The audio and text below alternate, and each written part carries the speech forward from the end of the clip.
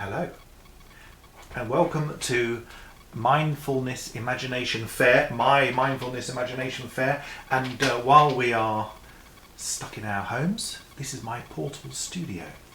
Video number 3, don't you know? Now, why am I holding a paintbrush? I hear you ask. Well, I will reveal that in a moment. What I want to do first of all is just explain.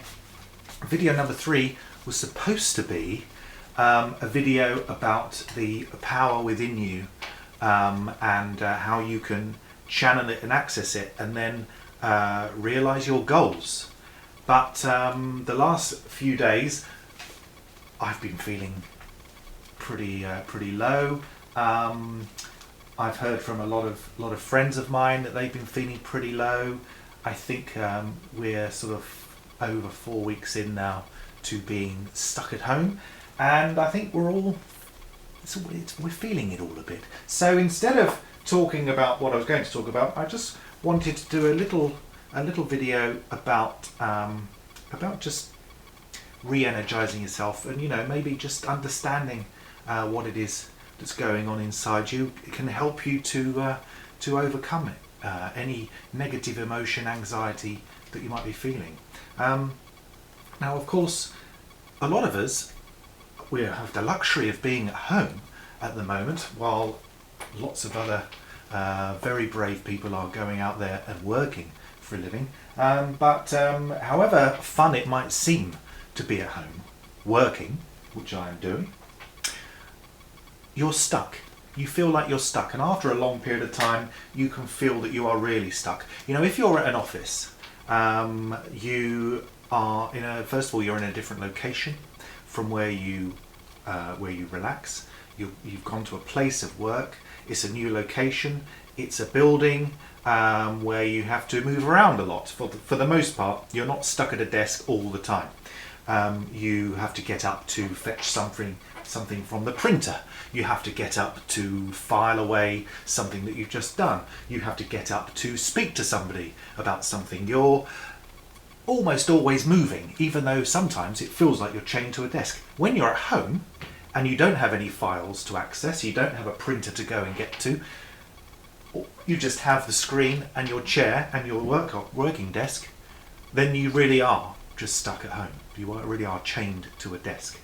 And it's important, therefore, to recognize that and to take time in your day to move.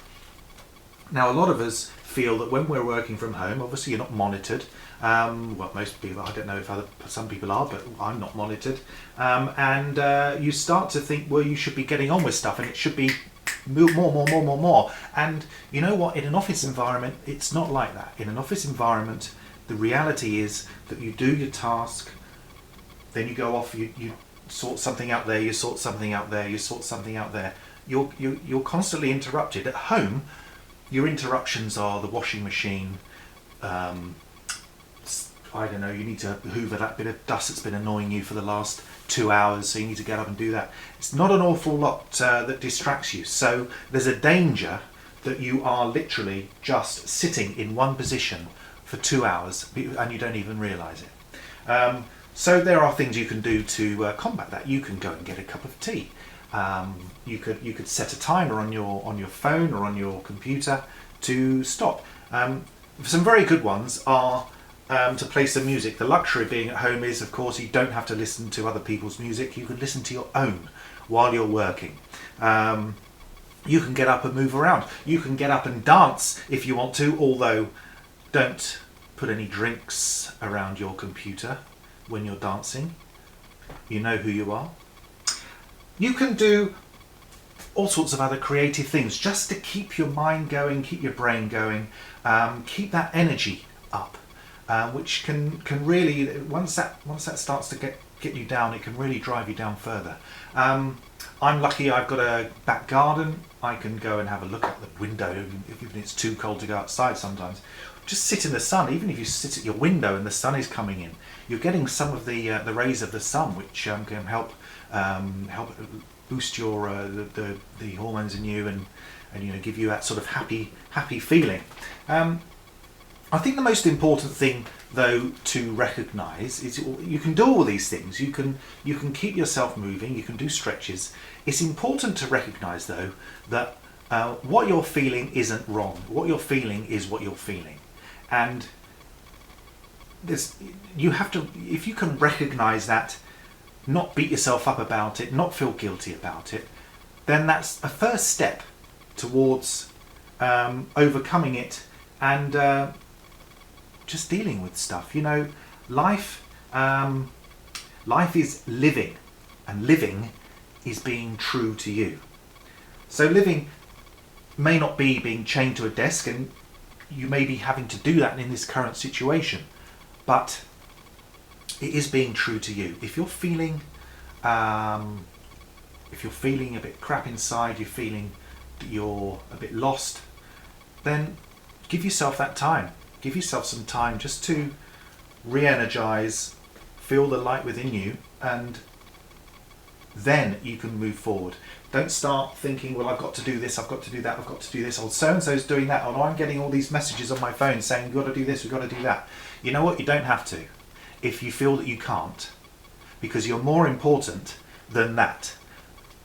And it's more important that you make yourself feel better, and then you become better at the tasks that you're doing.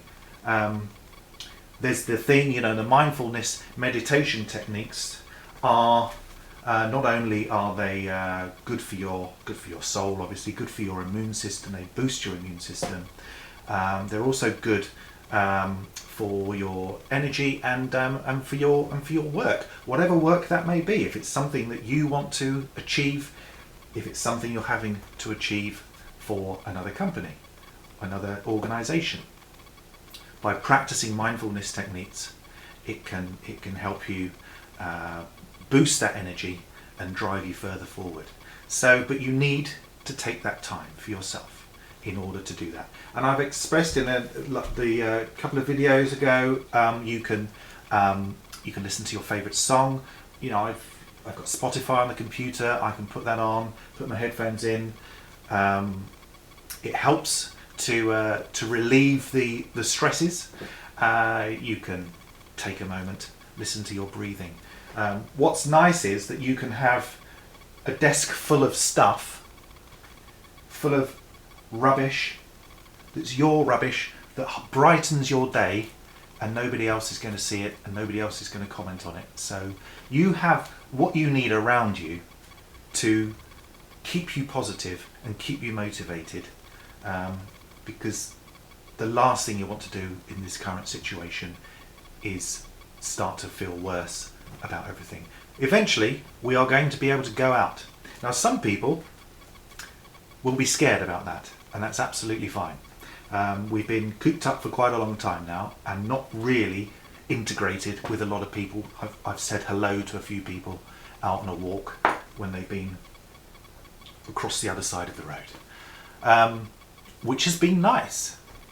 The general public and my local people here, who I don't see at all, have stopped and said hello, which never used to happen.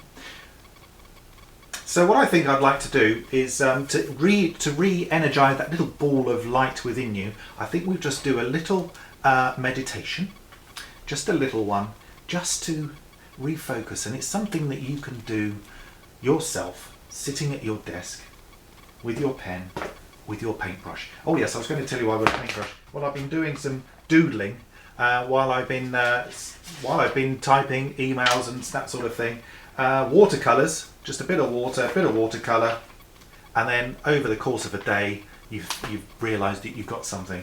I don't know what I'll do with it, but hence the paintbrush, and then a couple of little ones as well, of course, because you can never have too many paintbrushes on your desk. So let's have a little meditation. What I'd like you to do is make yourself comfortable wherever you're sitting. If you've got a sofa, you can sit on your sofa. If you've got your chair at your desk, you can lean back on your chair and your desk. I want you to put your feet flat on the ground and your hands on your legs, and then close your eyes. And when you close your eyes, I just want you to start listening to your breath. and breathing in. Just slowly breathe in and out. Imagine the sea, tide coming in and out, and you're just copying the flow of the tide, gently washing over the shore and then easing back again. With each breath, it comes out and then it goes in again. And while you're visualizing that, I want you to see the sea. I want you to watch it, and you can hear it possibly. You can hear that magical noise it's everlasting. It's an eternal noise, always moving, always breathing. It's a universal noise. And when you see the sea, I want you to see its sparkle. Now you could be standing in brilliant sunshine with golden sands beneath you. You could be standing on a gloomy day with pebbles underneath your feet. You could be sitting there in the moonlight watching the sea and the glow of the moon reflecting. It's entirely up to you. But I want you to see the sparkling sea and all those little stars that hover on the water. And I just want you to watch and see how they change and move. And they're never in the same place. They're always sparking about, little sparks of life. And then I want you to recognize that light. That's the same light that's within you. It's the soul of you. And that light in you is always moving, it's always changing, it's always glowing, it grows and it fades, it moves, it breathes on its own. And it's your energy, it's your power. And I just want you to sit with that for as long as you can. If you can sit with it for 3 minutes, brilliant. If you can do 10 minutes, brilliant. Just picture that. Picture yourself there. Keep calm and relaxed. When your brain starts to drift off, refocus back to your breathing and start to see those sparkles again. And I hope that through doing that, you'll find some energy and some calm. And, we can keep going on through this. We're not finished yet. I hope that works for you, and I really hope that it helps.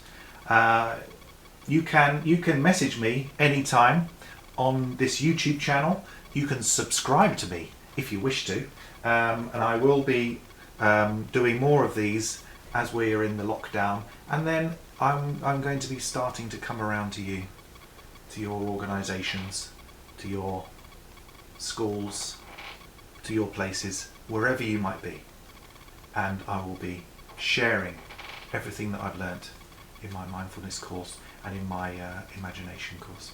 So please stay well, and we will all see each other on the other side.